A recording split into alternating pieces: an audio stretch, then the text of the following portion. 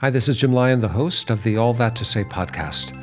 Before you dive in today, be sure and subscribe to our YouTube channel so that you can catch all of our fearless conversations. You mentioned Geremy Dixon.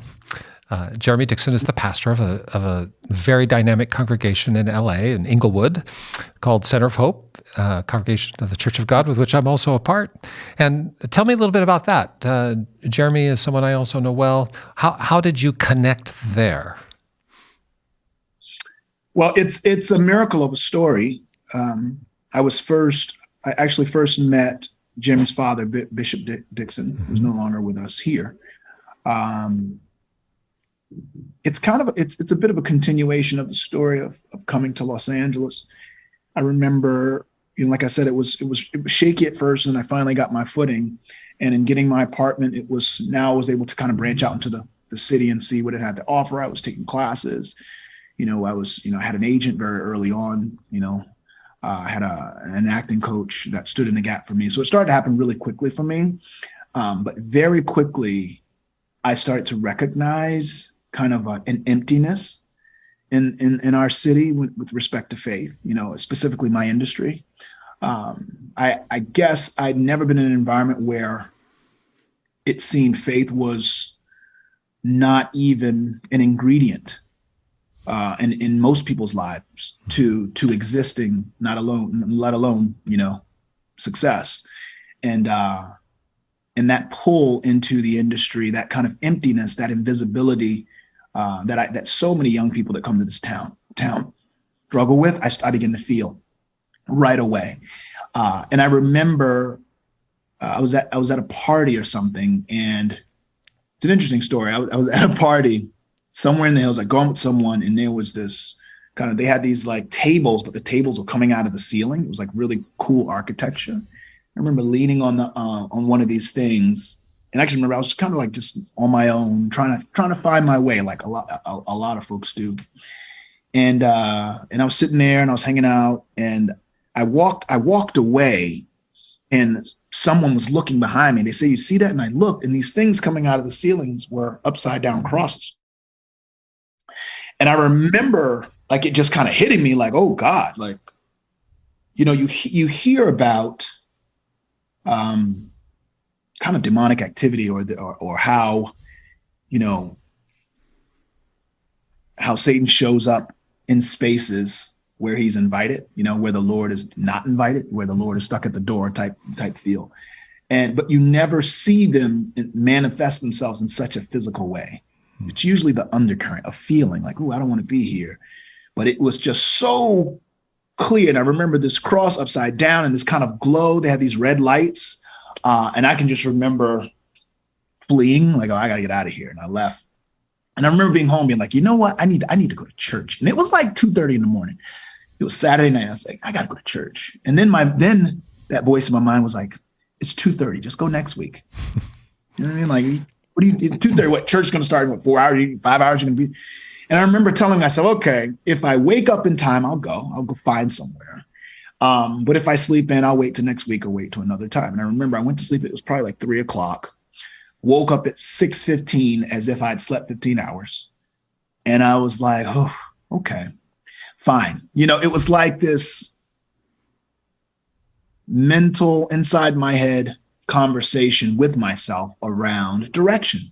You know what I mean? Mm-hmm. Those seeds that have been set in me were literally guiding me somewhere. And it was really a question of in every step, how I was going to respond. And I remember saying, okay, fine, I'll get in the car. So I get in the car and I was like, I wish I had some gospel music. This is before you could connect your phone that had access to the world into we had CD players. And I didn't have any CDs that were gospel CDs, but I did have Marvin Gaye's His Eyes on the Sparrow.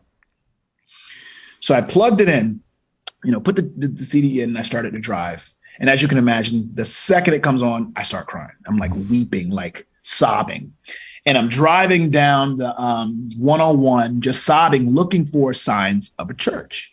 And I just kept driving. I ended up on like the 170, I ended up on the 405. I was just driving.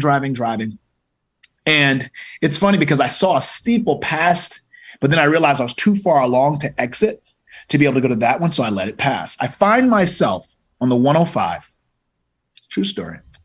And I see a sign that said Crenshaw. And I said to myself, Crenshaw, there has to be a black church close by. You know what I mean? It's a famous street the street itself. Famous, right? Yeah, I was like, Crenshaw is like, I've heard of Crenshaw. Like you don't have to come to LA to have heard of it. And I was like, so I exit. And when I pull up to the exit, tears and snot, I pull up next to a car. And in that car, there are two black women with these huge church hats.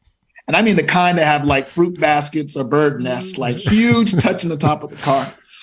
And I rolled my window down and I waved to the woman. The woman rolled her window down about this much. And she said exactly, she was like, what you want? I mean, I look crazy. I'm in a beat up car because everyone get to LA before you really start working as a terribly beat up car, crying. And I said, I need to go to church. Are you ladies, ma'am, are you going to church? She said, we going to church, follow us.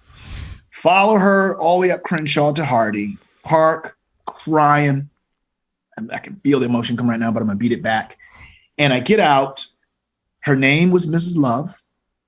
And she guided me, like literally by my shoulders, walk with me into the church. They were singing. Bishop Dixon was there and he was leading like praise and worship. And I walked in and I laid on the altar, like right there.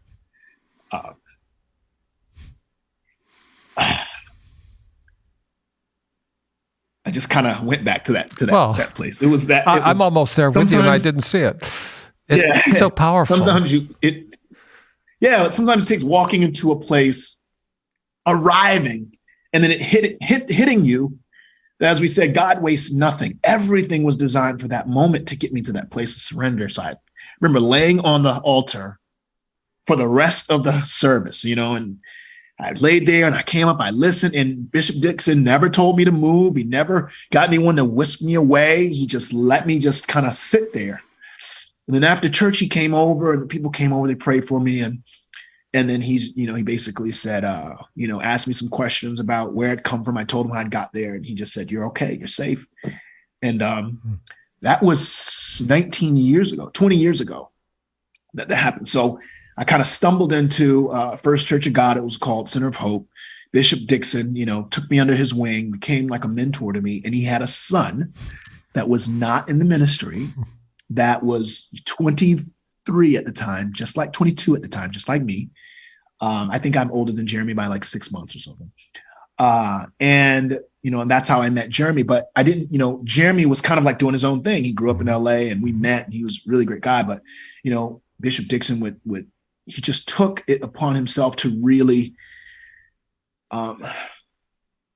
guide me in that moment, and that kind of desperation, that feeling of being lost in this big city, and being at a crossroads about who I would become in this industry, with or without the faith.